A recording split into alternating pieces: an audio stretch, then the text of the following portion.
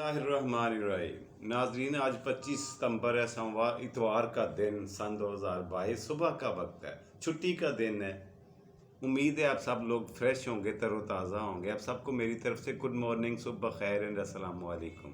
कैसे हैं आप सब लोग? ठीक हैं, खैरियत से हैं? अल्लाह आपको हमेशा और सदा सुखी रखे, हंसता हुआ मुस्कुराता हुआ रखे। जी नाज़रीन, सुबह के प्रोग्राम में हस्बे मामूल सबसे पहला और मेन सेगमेंट तारीख़ हिंदुस्तान, और तारीख़ हिंदुस्तान को ट्रेवल करते हुए हम पहुँचे हुए हैं 17वीं सदी में, जहाँ पे हम देख रहे हैं कि मुगलिया ख़ानदान का 5वां चश्मो चराग शहाबुद्दीन शाहजहाँ तख्ते हिंदुस्तान पर अब विराजमान है, बैठा हुआ है, और उसी को डिस्कस कर रहे हैं। पिछले प्रोग्रामों से हमने शुरू कर रखा है, और ये तशरीफ़ लाए थे, तख्त नशीन हुए 1627 में, 1627 था 1658, यानी तकरीबन 31 साल इनका दौरे हुकूमत रहा। किसका? शहाबुद्दीन, पूरा नाम बता रहा हूं इनका, शहाबुद्दीन शाहजहां।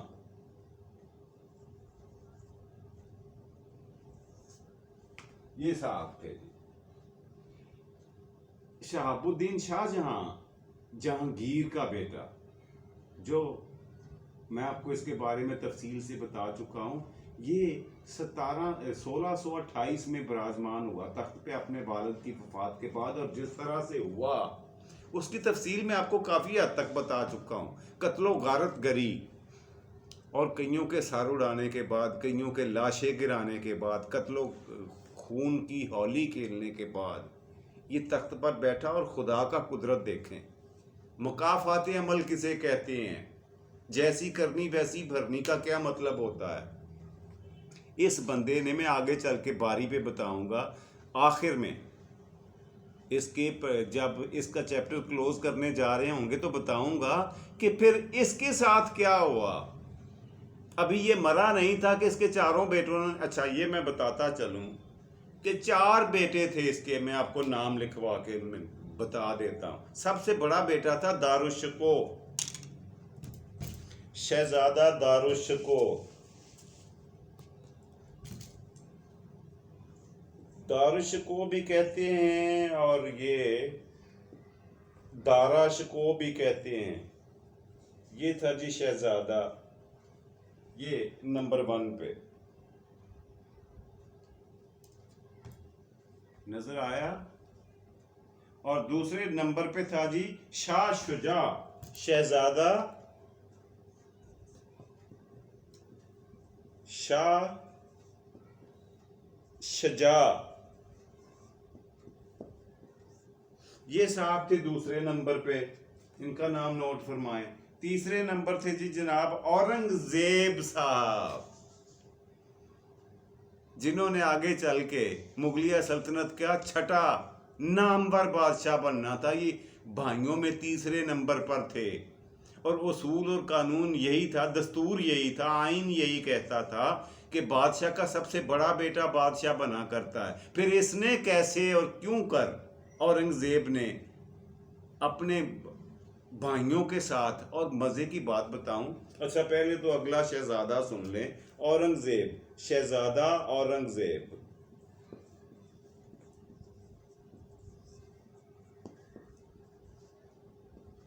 ये था, और चौथा और आखिरी शहजादा मुराद।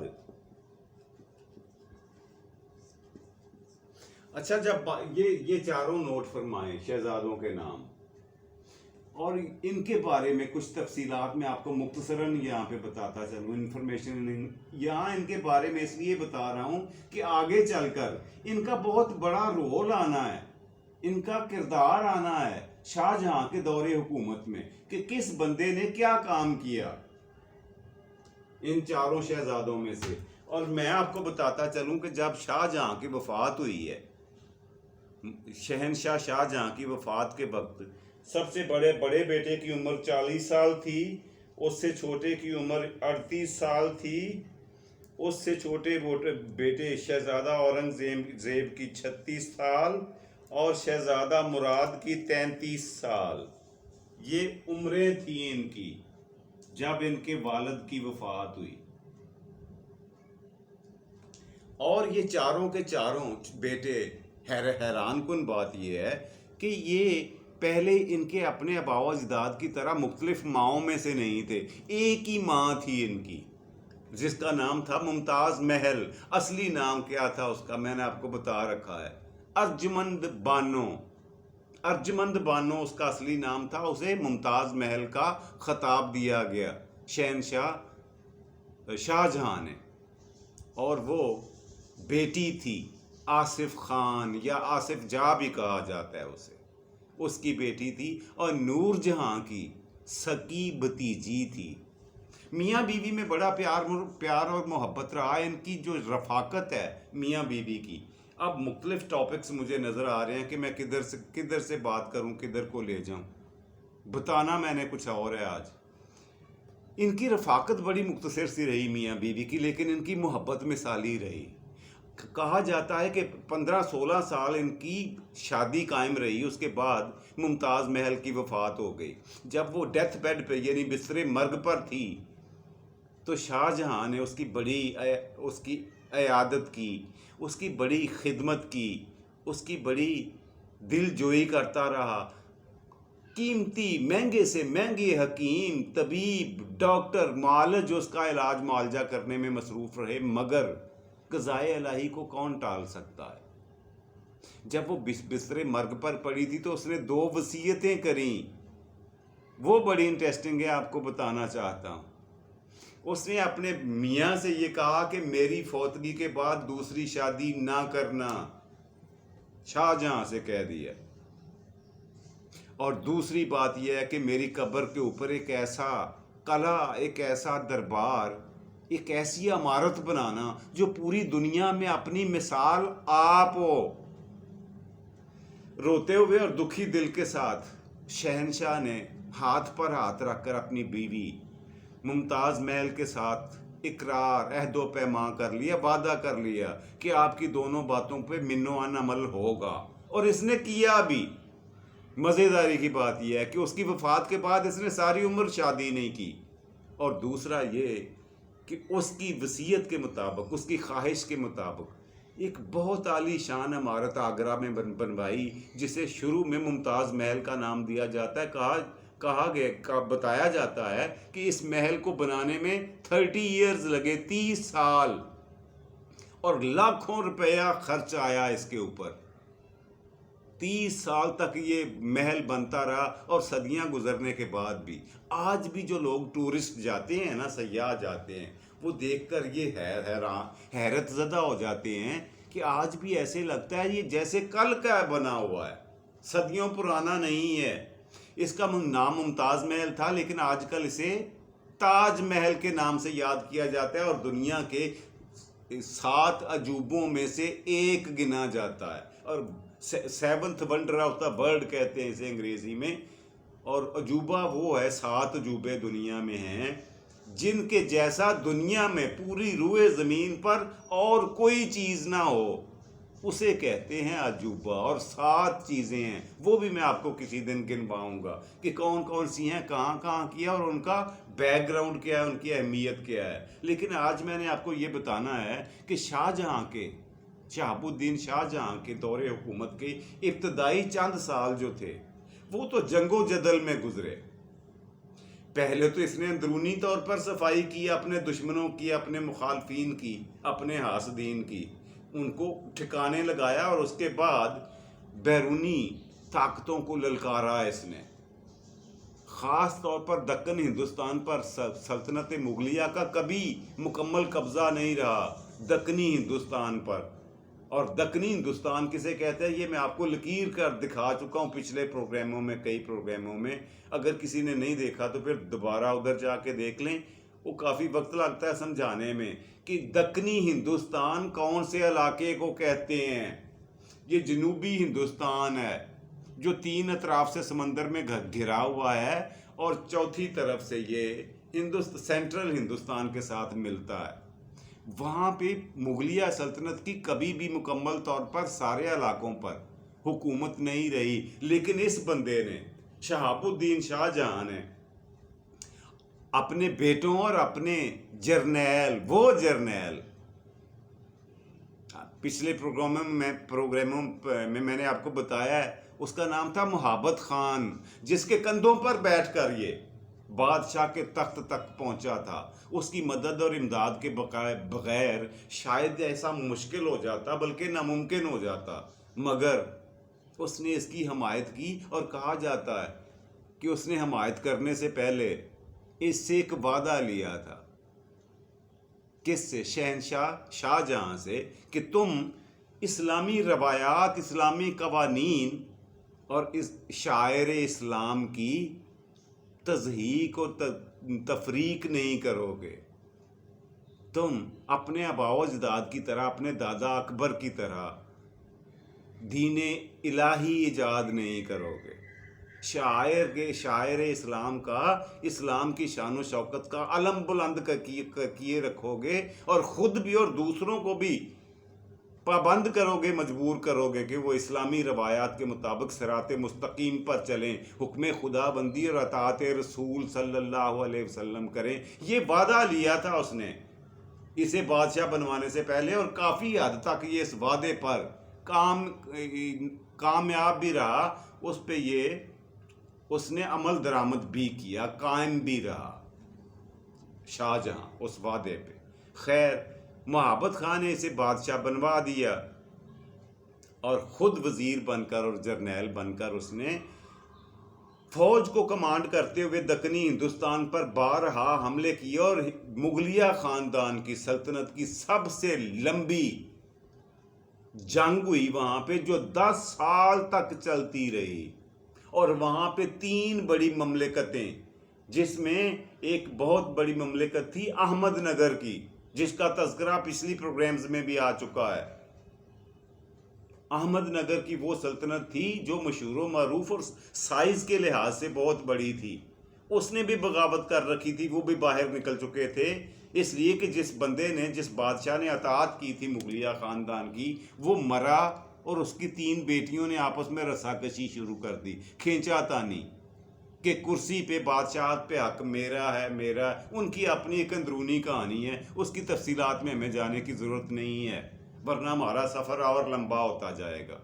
خیر، وہ علاقے جو ابھی تک فتح نہیں ہوئے تھے، یا پھر جنہوں نے بغاوت کر دی، مکر گئے تھے، سلطنت مغلیہ کے خلاف علم بغاوت بلند کر دیا تھا محبت خان اور اس کے بیٹوں نے مل کر، شاہی فوج کے ساتھ تابڑ توڑ حملے کرتے ہوئے صبر آزما اور لمبی جنگیں لڑنے کے بعد ان کو واپس سلطنت مغلیہ میں شامل کیا۔ جنگ و جدل کا یہ دور تو اس کے شاہ جہاں کے دور میں چلتا رہا، اس کی تفصیلات میں آگے پروگرامز میں بھی آپ کو بتاؤں گا، لیکن آج میں بتانا چاہ رہا ہوں کہ مورخین جو ہیں، تاریخ دان، اس کے اوصاف بھی گنواتے ہیں اورنگزیب عالمگیر کے، شاہ جہاں کے، کہا جاتا ہے کہ یہ بہت دیندار آدمی تھا، صوم و صلات کا پابند تھا، اور ایک روایت کے مطابق یہ بہت بڑی، اس زمانے کی بہت بڑی روحانی شخصیت، 17ویں صدی کی، حضرت مجدد الفسانی شیخ احمد سرہندی، نام پھر سے سن لیں، حضرت مجدد الفسانی شیخ احمد سرہندی، ان کا آستانہ عالیہ تھا بغداد میں، اور ان کی مریدی میں یہ آ گئے، ان کے ہاتھ پہ بیعت کر لی، اور ان کے بہترین مریدین میں ان کا شمار ہونے لگا، اور ان کے بتائے ہوئے باتوں پر، اسباق پر، اور ان کی ہدایات پر عمل کرتے ہوئے اس نے اسلام اور اسلام کی ترویج کے لیے، ترقی کے لیے، تبلیغ کے لیے کسی حد تک کام ضرور کیا، مگر یہ مکمل طور پر دوسرے مذاہب کو اگنور نہیں کر سکتا تھا، یہ اس کی مجبوری تھی۔ مجبوری یہ تھی کہ اس کے دادا نے کسی حکمت عملی کے تحت ان لوگوں کو، راجپوتوں کو، ہندوؤں کو، اور دوسرے تیسرے، خاص طور پر یہ راجپوت اور دوسرے تھے مرہٹے، یہ بہت بڑی قومیں تھیں اور انتہا قسم کی جنگجو، یہ اور کوئی نہ ملے تو آپس میں لڑ کر ہی مرتے رہتے تھے، اس طرح کی یہ قومیں تھیں۔ اور ان کو اپنے ساتھ جوڑے رکھنے کے لیے ضروری تھا کہ کٹر مسلمان نہ بنا جائے، تھوڑی سی ریلیکسیشن، تھوڑی سی اپنے اندر نرمی پیدا کی جائے، اور یہ کی کرنا پڑا، پھر اسے اس نے کیا بھی۔ کس نے؟ شہاب الدین شاہ جہاں کی بات ہو رہی ہے، بار بار بتانا نہ پڑے مجھے۔ خیر، انتظامی لحاظ سے کہا جاتا ہے کہ اس کا دور بہترین دور تھا جی ہندوستان میں۔ اپنے آباء و اجداد کی اگر کمپیریزن کیا جائے تو اس میں جتنی خوبیاں، جتنی بہتریاں اس کے دور حکومت میں، 31 سالہ دور حکومت میں نظر آتی ہیں، اس کے بڑوں کے دور حکومت میں وہ ناپید نظر آئی، وہ کہیں ان کا وجود دکھائی نہیں دیا۔ اور ان میں جو سب سے بڑی اور اولین خوبی تھی وہ تھا امن و امان کا قیام۔ امن و امان کے قیام کو اس نے بہت سختی سے عمل درآمد کروایا۔ اس کے اوپر اس کا زیرو ٹالرنس رہا، برداشت 1% بھی نہیں تھی اس معاملے میں کہ اپنے ملک میں طوائف الملوکی انتشار اور افراتفری پھیلنے نہیں دینی۔ جب تک کسی ملک میں امن و امان نہ ہو، وہاں پہ نہ تو سرمایہ کاری ہوتی ہے اور نہ تجارت ہوتی ہے۔ اور یہ بھی میں آپ کو بتاتا چلوں کہ امن و امان تو پھر وہیں پہ ہوتا ہے جہاں پہ جزا اور سزا کا قانون نافذ ہو، رول آف لا ہو، قانون کی حکمرانی ہو۔ امن و امان وہیں پہ رہ سکتا ہے وہاں، ورنہ وہ ایک شعر کا بہترین مصرع ہے نا، ظلم رہے اور امن بھی ہو، ظلم رہے اور امن بھی ہو، کیا ممکن ہے تم ہی کہو۔ ایسا ممکن ہے کہ ظلم اور ناانصافی کے ہوتے ہوئے ملک میں امن قائم ہو جائے؟ نہیں ہوا کرتا ایسا۔ جو ایسا چاہتے ہیں، یہ ایسا سوچتے ہیں، وہ احمقوں کی جنت میں رہتے ہیں۔ اس لیے اس نے سب سے پہلے جو ترجیح دی، اپنی پرائیورٹیز کی لسٹ بنائی، اس میں نمبر 1 پہ امن و امان تھا، لا اینڈ آرڈر سچویشن۔ دوسرے نمبر پہ جو اس نے کوشش کی، توجہ دی، وہ تھی ہندوستان کی مالی خوشحالی۔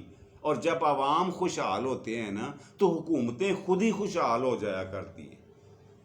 اس نے عوام کی خوشحالی پر، خاص کر کاشتکاروں کی خوشحالی پر، ان کی ترقی پر، ان کی فلاح و بہبود پر بڑا کام کیا ہے اس بندے نے کاشتکاروں کے لیے۔ اور یوں ان کی کاشتکاری کی جو اوسط پیداوار تھی اس میں 2-3 گنا اضافہ ہوا، اور اس کے بڑھنے کا فائدہ یہ ہوا کہ جو سرکاری محاصل یعنی ٹیکسز تھے وہ 3 گنا بڑھ گئے۔ آمدنی جو خزانے کی تھی زراعت سے، وہ 3 گنا بڑھ گئی، اور خزانے میں پہلے لاکھوں روپے جمع ہوتے تھے، اب کروڑوں روپے سالانہ جمع ہونے لگ گئے۔ اس لیے کہ اس نے کسانوں کی حوصلہ افزائی کی، ان کی سرپرستی کی، افسران کو سختی سے منع کیا، اور خود سپرویژن کی کہ کسانوں کو کسی قسم کی تکلیف نہیں دینا، ان کو کسی قسم کے جوخم میں نہیں ڈالنا، ان کی مشکلات میں اضافہ نہیں کرنا، بلکہ ان کے لیے آسانیاں پیدا کرنی ہیں۔ اگلی بات جو بہترین بات ہے میری نظر میں وہ تھا جی، آخری بات آج یہی کرتا ہوں کہ اس نے اس کی شان و شوکت دیدنی تھی۔ اسے بڑا شوق تھا، اس کی سواری دیکھیں، اس کا لباس دیکھیں، اور خاص طور پر شاہی محل کے در و دیوار اور تخت کو دیکھیں۔ پوری 300 سالہ تاریخ جو مغلیہ سلطنت کی ہے، کسی کا ایسا تخت نہیں تھا جو شاہ جہاں نے اپنے لیے قیمتی خوبصورت ترین تخت بنوایا، اور اس تخت کا نام تاریخ کے اوراق میں تخت طاؤس لکھا ہوا ہے۔ میں آپ کو لکھ کے دکھانے کی کوشش کرتا ہوں، ٹائم خیر کافی ہو گیا ہے۔ جو اس کے زیر استعمال رہا، اس نے خود بنوایا تخت طاؤس۔ اب تخت طاؤس کا مطلب کیا ہے؟ تخت کا مطلب تو آپ کو پتا ہے۔ طاؤس کیا ہے؟ طاؤس فارسی میں کہتے ہیں مور کو، پیکاک کو، یعنی مور کی شکل کا تخت۔ جس تخت پر یہ بیٹھتا تھا اس کی شکل بالکل مور کے جیسی بنی ہوئی تھی، اس کی ڈیزائننگ اس طرح سے کی گئی کہ مور محسوس ہوتا تھا، اور بہترین ہیرے جواہرات اور موروں کے اصلی پر لگا کر اس تخت کو اس طرح سے سجایا گیا کہ دور دراز سے لوگ صرف شہنشاہ شاہ جہاں کے تخت کو دیکھنے کے لیے آیا کرتے تھے۔ یہ اس کی شان و شوکت اس کی مشغلہ تھا، اس کی طبیعت میں، اس کے مزاج میں رچا بسا تھا کہ اس نے اپنے لباس پر، پہناوے پر، کھانے پینے پر اور آرائش و زیبائش پر دل کھول کر خرچہ کیا، لاکھوں نہیں کروڑوں روپے خرچ کر دیے صرف سجاوٹوں پر۔ یہ تھا شہنشاہ شاہ جہاں۔ اب میں اگلے پروگرام سے اس کی باقی خوبیاں گنواؤں گا، یہیں سے شروع کریں گے انشاءاللہ العزیز کہ مزید کیا خوبیاں اس بندے کی، پانچویں مغل بادشاہ کی جو مزید خوبیاں گنوائی ہیں تاریخ دانوں نے، ان کا بھی مختصر سا تذکرہ اگلے پروگرام میں کریں گے انشاءاللہ۔ پہلے سیگمنٹ کو کلوز کرنے کی مجھے اجازت دیجیے، بڑھتے ہیں آج کے دوسرے سیگمنٹ کی طرف، اور وہ ہمیشہ کی طرح آپ کا پسندیدہ اور فیوریٹ سیگمنٹ، آج کا لفظ۔ جی، آج کا لفظ جو میں آپ کے لیے لایا ہوں بڑا انٹرسٹنگ ہے، آپ دیکھ کر حیران بھی ہوں گے اور خوش بھی۔ لفظ ہے جی ٹرافی۔ انگریزی کا ایک لفظ آپ نے سنا ہوگا،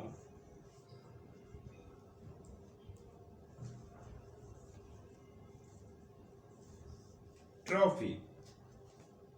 اب میں اسے یوں لکھ کے بھی دکھا دوں اردو میں بھی، ٹرافی۔ اچھا، ٹرافی کسے کہتے ہیں؟ ہم لوگ اس سے مطلب کیا لیتے ہیں؟ ٹرافی کا مطلب لیا جاتا ہے وہ انعام، وہ سووینئر، وہ نشانی جو کوئی میچ یا کوئی ٹورنامنٹ جیتنے کے بعد، کوئی مقابلہ جیتنے کے بعد جیتنے والے شخص کو دیا جاتا ہے، اسے ٹرافی کہتے ہیں۔ لیکن میں آپ کو بتاؤں گا اس کے ابتدائی معنی کیا تھے۔ پہلے تو یہ سمجھ لیں کہ یہ انگریزی میں لفظ آیا ہے اٹالین زبان سے، اٹالین زبان کا لفظ ہے ٹرافی، اور اس سے انگریزی میں آ گیا ڈرائیو کر کے، اس سے مطلب ہی بدل گیا اس کا۔ اٹالین زبان میں ٹرافی اس مال کو کہتے ہیں جو میدان جنگ میں یا کھیل کے میدان میں ہارنے والا چھوڑ کر بھاگ جاتا ہے۔ دوسرے لفظوں میں، آسان لفظوں میں سے مال غنیمت کہا جا سکتا ہے۔ جی، ٹرافی کا مطلب اٹالین زبان میں یہ ہے، اور ہم نے اسے کچھ اور بنایا ہوا ہے۔ خیر، غلط العام ہے، اسی طرح سے یہ چلتا رہے گا۔ میں نے صرف آپ کے نالج میں اضافہ کے لیے بتانا ہوتا ہے اور کچھ نہیں۔ جی، پروگرام کا تیسرا آخری اور مزیدار سیگمنٹ، آج کی بات۔ آج کی بات جو میں آپ سے کرنے جا رہا ہوں ناظرین، وہ بڑی غور طلب ہے۔ وہ یہ کہ ہر خوش اخلاقی بڑی اچھی چیز ہے، ہر بندے کو، ہر شخص کو خوش اخلاق ہونا چاہیے، مگر جہاں پہ مگر آتا ہے نا، وہاں کام کی بات آتی ہے۔ آپ کو پتا ہے خوش اخلاقی میں بھی دیگر کاموں کی طرح اعتدال کا ہونا، بیلنس کا ہونا ضروری ہے۔ یعنی کئی لوگوں کو آپ نے دیکھا ہوگا کہ حد سے زیادہ، ضرورت سے زیادہ خوش اخلاقی کا مظاہرہ کرتے ہیں، جو ناقابل فہم ہوتا ہے۔ یار، اس کی ضرورت نہیں ہے یہ جو کر رہے ہو تم۔ میں آپ کو بتاؤں ریسرچرز نے کیا کہا ہے کہ ایسا وہ لوگ کرتے ہیں، ضرورت سے زیادہ خوش اخلاقی کا مظاہرہ وہ لوگ کرتے ہیں جو اندر سے ٹوٹ چکے ہوتے ہیں، ان کی شخصیت مسخ ہو چکی ہوتی ہے، وہ دنیا سے نا امید ہو چکے ہوتے ہیں۔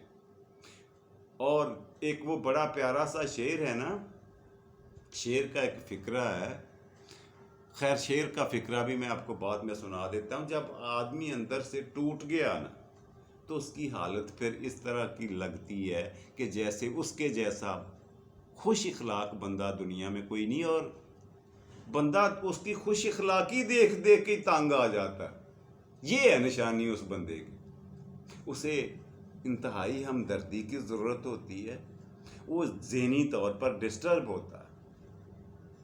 خوش رہیں، خوش رکھیں، خوشیاں سمیٹیں اور خوشیاں بانٹیں، اپنا اور اپنے پیاروں کا ڈھیر سارا خیال رکھا کریں۔ رب رکھا اور پاکستان زندہ باد.